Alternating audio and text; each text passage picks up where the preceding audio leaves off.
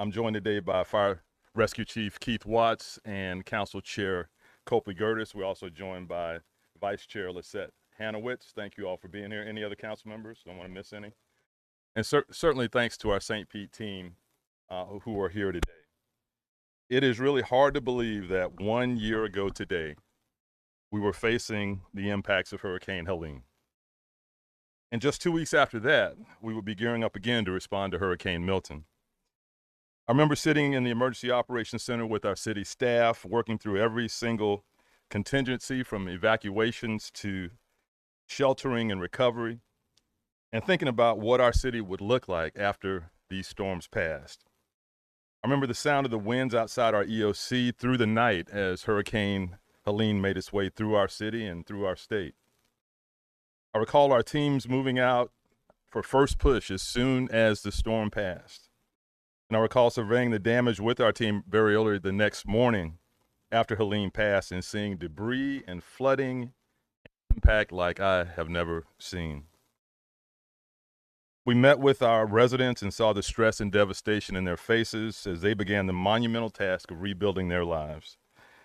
I even remember getting a briefing from our emergency management team that despite all of that, we were going to see another hurricane in just 13 days. At that time, I wasn't sure what the future of our city would look like, but I knew that we would be committed to the long road to recovery for our community. These hurricanes changed our community forever. In those 2 weeks, we experienced record levels of storm surge, damage, and debris. Our community hasn't faced anything like this before. However, it's in the immediate aftermath of these hurricanes that we saw the true spirit of St. Pete.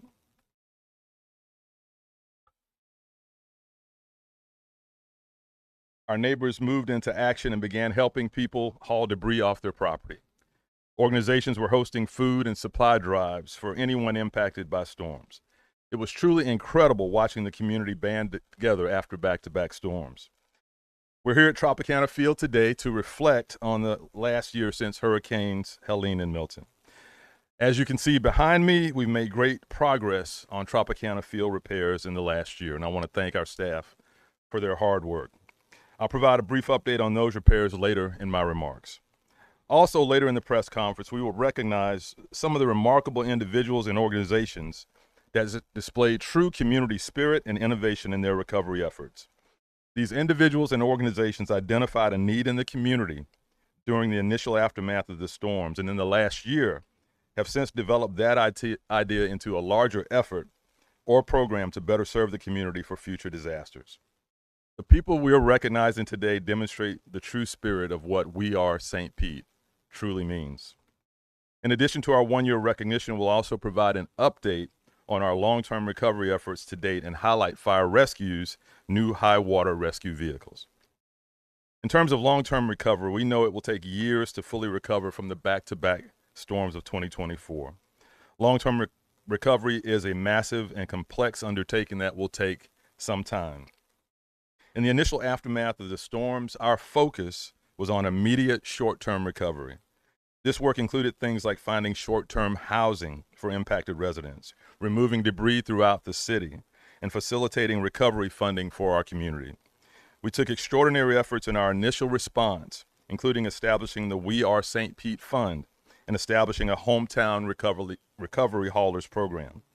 I'm proud of those efforts and the work our city team did in the initial aftermath of the storms. However, in the last year, we've also made incredible strides in our long-term recovery efforts. Long-term recovery will require perseverance. Our city team has made this their priority in the last year, and I'm proud to discuss just some of the work that they've accomplished today.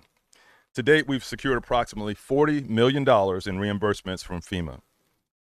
We've received reimbursements for projects that included debris removal, emergency protective services, and other actions taken from the hurricanes. In addition to our FEMA reimbursements, we've received approximately $13.9 million in insurance payments to date. To date, that's a total of approximately $54 million secured to help our city recover. We continue to work with the Florida Division of Emergency Management and FEMA to secure additional reimbursements for our remaining projects. We also successfully launched the Sunrise St. Pete program with $159.8 million in funding from the U.S. Department of Housing and Urban Development. And we are one of only 2 Florida cities to receive direct funding. The Sunrise St. Pete program will support housing, infrastructure, and community recovery. This program was developed with input from the community to ensure it accurately reflects the recovery needs of St. Pete. In August, our draft action plan was approved by HUD, and we are now working to finalize our grant agreement. We plan to bring that agreement to City Council on October 2nd for acceptance and appropriation. Following approval, the grant agreement will then be sent to HUD. Once our grant agreement is finalized, we will expect the initial Sunrise St. Pete programs to launch in early 2026. The programs expected to launch are residential recovery and elevation programs and our disaster relief reimbursement program. In compliance with federal requirements, Sunrise St. Pete prioritizes income-eligible homeowners, ensuring that 70% of the funds benefit low to moderate income households. More information on Sunrise St. Pete is available at sunrisestpete.org. In the last year, we've also been focused on increasing our infrastructure strength and resiliency against future disasters. The impacts from last year's hurricanes made it painfully evident that the impacts of climate change have exceeded prior projections and that we needed to adapt our plan. This time last year, we were concerned about our city facilities' ability to handle the record predicted storm surge and how seriously our facilities would be damaged or even made inoperable. We do not want to be in that position again. So in response, we launched the St. Pete Agile Resilience Plan, or SPAR, to accelerate resiliency projects designed to harden the city's infrastructure. We've already made significant progress on some of these projects, and I'd like to highlight a few. The aqua fence at Lift Station 85, installing flood panels at the Northeast Water Treatment Facility, installing mobile pumps and trailers at lift stations throughout the city, launching our private lateral rebate program, and elevating critical equipment at our water reclamation facilities. These accomplishments barely scratch the surface of what Public Works has been working on and has accomplished. And I encourage you to view the full list of SPAR projects on our website at stpete.org/SPAR, S-P-A-R, and learn more about how the city is working to increase our resiliency against future disasters. I also want to provide a quick update on our post-disaster emergency permits. As one of the last municipalities to waive permit fees for post-disaster emergency permits, we've waived $2.9 million in permit fees to date. We've issued more than 14,500 post-disaster emergency permits. The total construction value from our post-disaster emergency permits is approximately $299 million. We anticipate that we'll be back to normal blue sky review times by the end of this month. And finally, let's talk about Tropicana Field repairs. We all remember that picture of the roofless Tropicana Field Stadium after the storms. That image really captures the violence of the storms and the significance of the impact. However, a year later, we have made significant progress on our repairs and anticipate the stadium will be ready for the 2026 season. I've been able to get a behind-the-scenes look at the repairs, and I truly admire the workers who you probably see working now, who are fearlessly repairing this roof and very skillfully. 6 roof panels have been successfully installed. I thought I counted 7 on the way in. I know they're working on 2. Are we up to 8? Up to 8. In terms of non-roof repairs, we've submitted permit drawings for interior repairs, and those are currently under review. We anticipate that the roof installation will be completed by the end of the year, and will start on turf installation and other major interior work at that time. And again, we anticipate the entire project will be completed by April 2026. And kudos to our team and our contractors. In closing, overall, you'll see it's been a busy year since Hurricanes Helene and Milton impacted our community. I want to thank our city staff for their dedication, tenacity, and perseverance. They've worked to rebuild our community as many were rebuilding their own lives and homes. They've accomplished this monumental feat while also balancing their other everyday responsibilities in the city. We will never forget the lasting impacts these storms had on St. Pete, and I'm honored to be here with you today as we reflect on the last year. I'll now turn it over to Fire Rescue Chief Watts, who has some exciting things to share regarding our brand new water rescue vehicles. And after Chief Watts, we'll hear from our Chair Copley Gertis to highlight some of the community innovators that I mentioned earlier. It's been a long year. It's been a productive year. I couldn't be more proud of our St. Pete team. We are St. Pete. Chief Watts.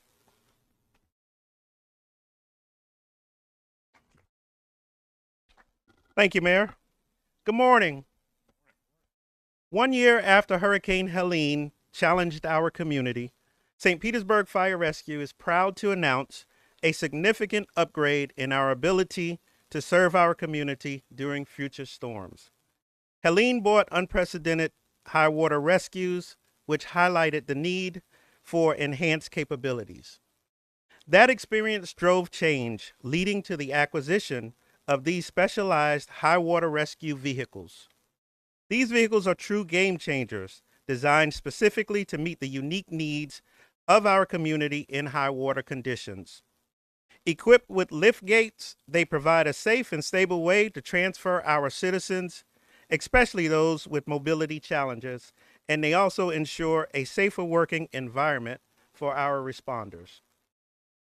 These multifaceted vehicles dramatically improve our service. They can move through flooded neighborhoods, establish critical water supplies in areas cut off from traditional resources, and safely transport residents and responders. We're strategically deploying these vehicles based on historical data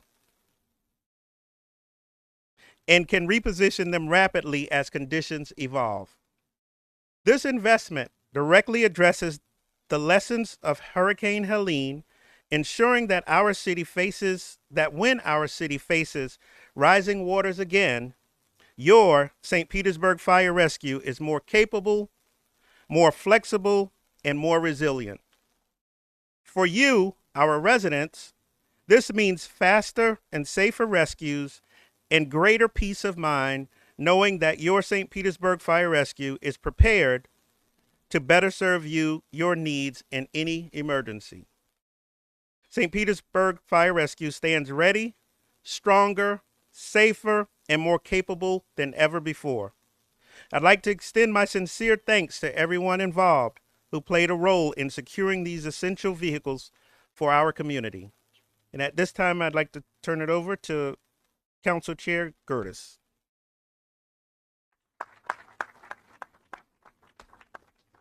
Good morning, everybody.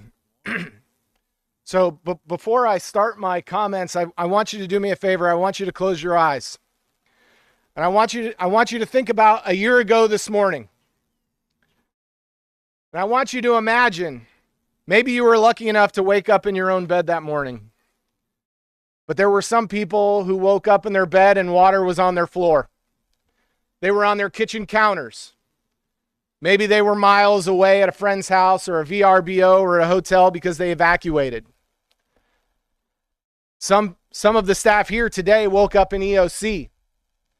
Our emergency management department were out in the streets inspecting to make sure that it was safe for our residents to use those roads, to get to a hospital, to get to food, to get to gas.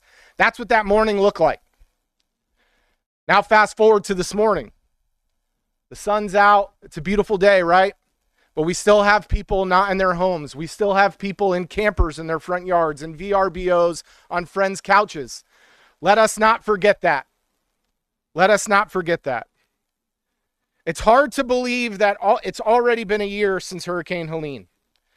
And while we're still finding our footing from that storm, Hurricane Milton struck soon after. For many of us, it feels just like yesterday. And in truth, the impacts of both Helene and Milton are still being felt across our community, just like I said a second ago.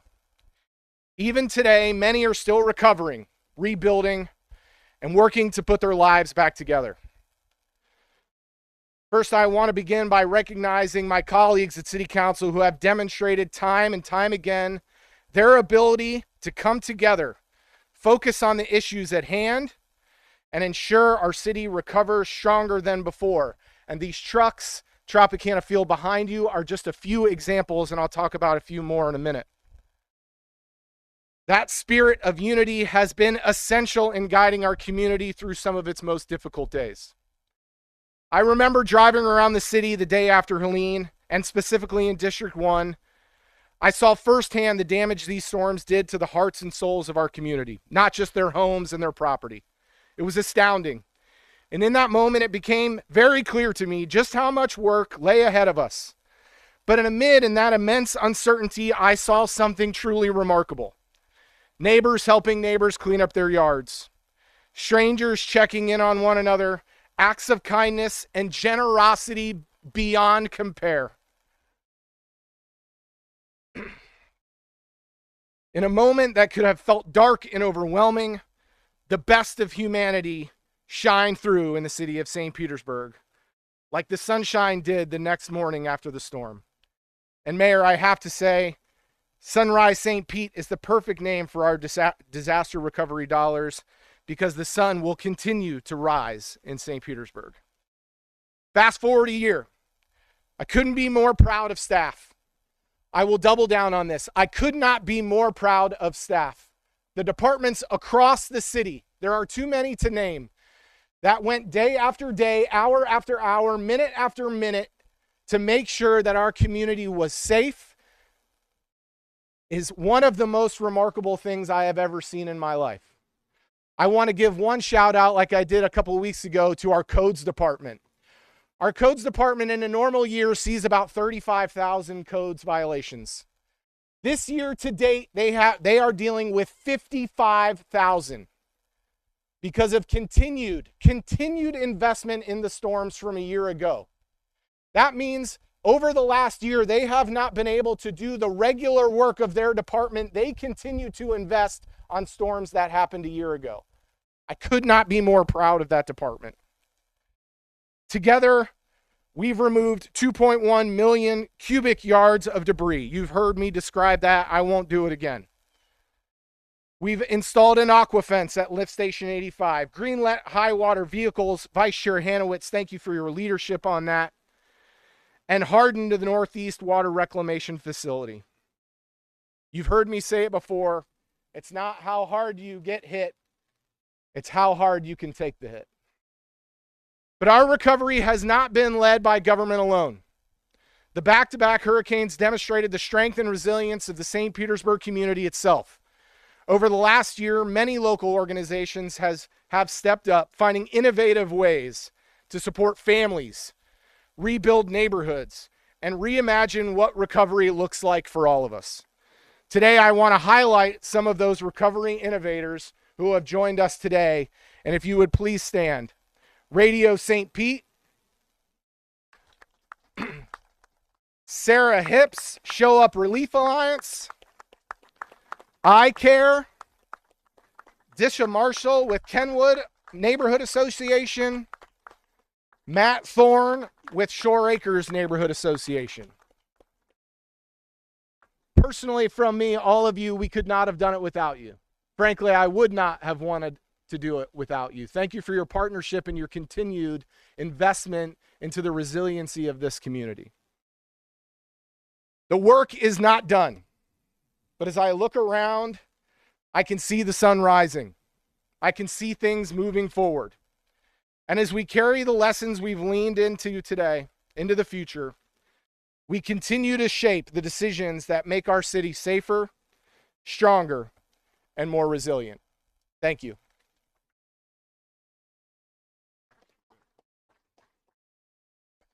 That concludes our press conference. We'd be happy to take any questions you might have. Hi.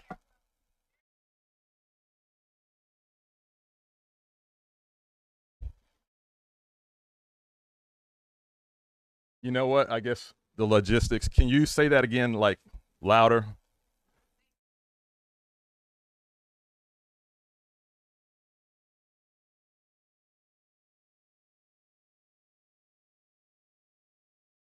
So we think we've got a handle. It's the high water bills is what you're asking.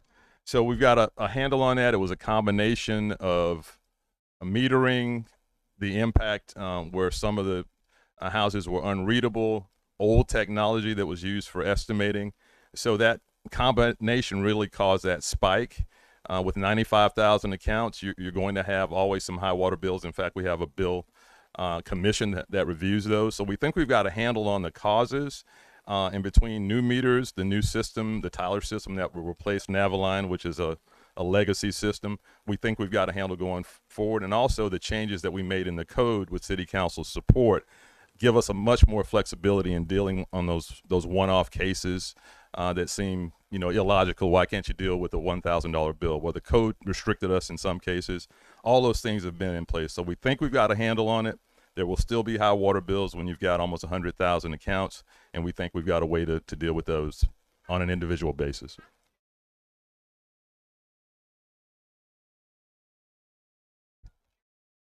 Well, like I said, it's a case-by-case basis. We've done all the things that I just outlined. If someone has an issue, contact my office if you can't get a hold of anyone else, and we'll take a look at it. But each case is really different.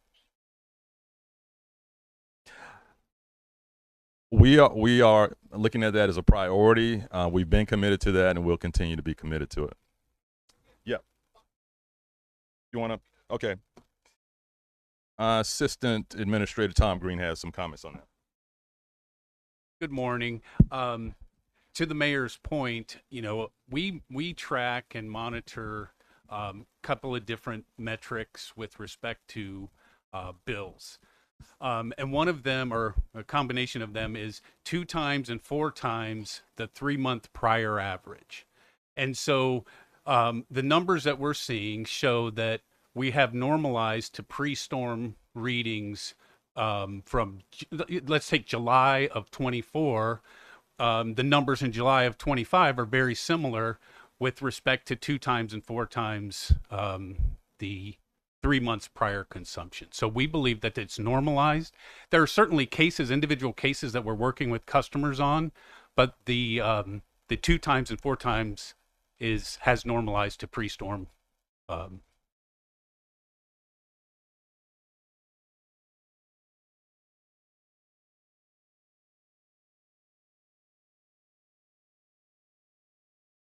Yeah. And we're working through all those individual cases on a case-by-case basis. It's really difficult to answer all of those at one time, but we are working with our customers to address those issues.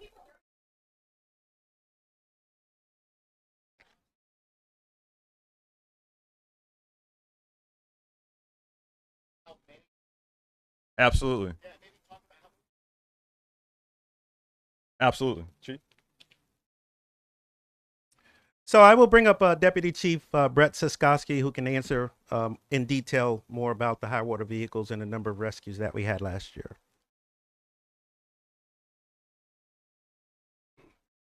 Thank you. I'm sorry, from standing over there, I didn't hear your question. If you could just repeat it.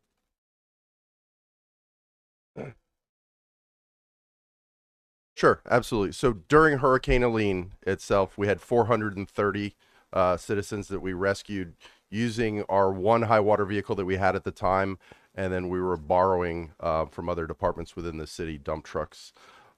These vehicles themselves can go into 4 feet of water. As you can see, the exhaust is snorkeled out. So that's the highest safe distance that we can bring these vehicles into. So we have 3 new and we had 1 existing, and with City Council's assistance, we were able to acquire the 3 new ones for approximately $300,000. 2 of the 3 will have fire pumps on them, with the capability of taking that pump off at a moment's notice if we need additional citizen transport units.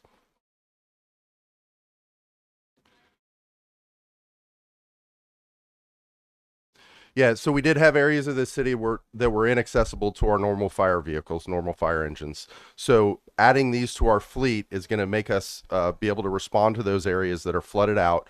They do have fire pumps, they do have water tanks, fire hose, and then the ability to draft from a static water supply. So if we're in an area that has standing water, we can drop that drafting strainer in and use that as our hydrant. So the capabilities to attack a fire in those situations, that's something that we've added that we didn't have the capability as of before. I don't. Milton was a different storm, and we had the unprecedented rain with Milton, but the rescues for Milton was between 75 and 100. Helene, in that 3-hour period, we had 430. We were just inundated. Mayor, hi. Wanted to ask, I think you mentioned $40 million in FEMA reimbursement. Is any of that for Tropicana Field? Let me ask Tom to come up and give you the answer on that.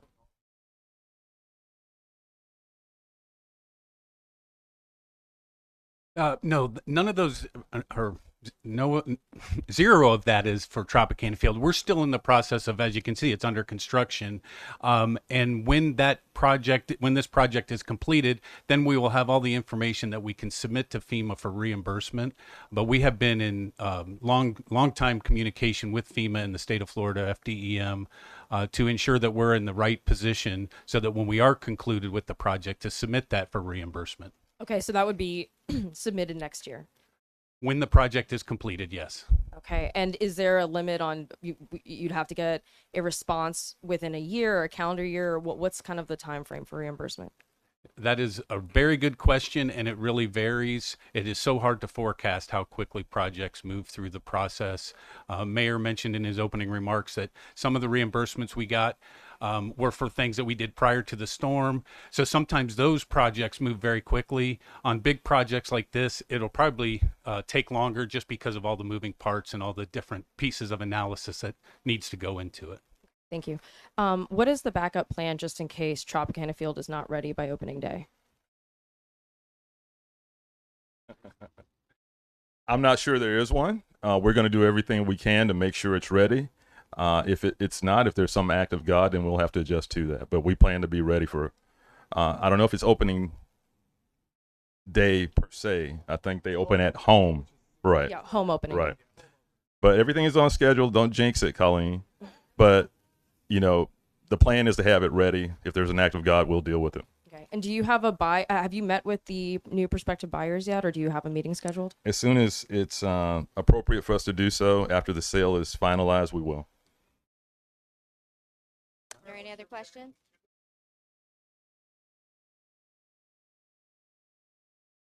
I think it's a positive development. I know they have a future here through at least 2028. I think they'll probably have a future here beyond that, just given logistics, even if they do want to move. So we're looking forward to having a conversation with them about what their priorities are, what ours are. But this other 60 acres to the east of Brooker Creek, due to our staff's work and the termination agreements, we want to start moving on that and turning this pavement into jobs and housing has been the promise. So I think it's a positive development. We look forward to the conversation. Absolutely.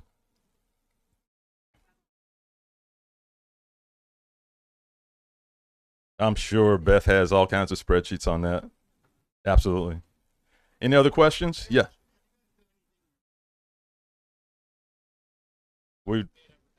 We've done a heck of a lot even before the storms in our permitting office. We had a business process improvement project that, for example, created the ombuds person, had created some online access. That was before the storms. And certainly after that, we've augmented staff. We've done everything we could possibly do, as you know, those examiners and inspectors were in wide demand across the Southeast. So yeah, our team has done a lot to try to meet really an unprecedented need in permitting.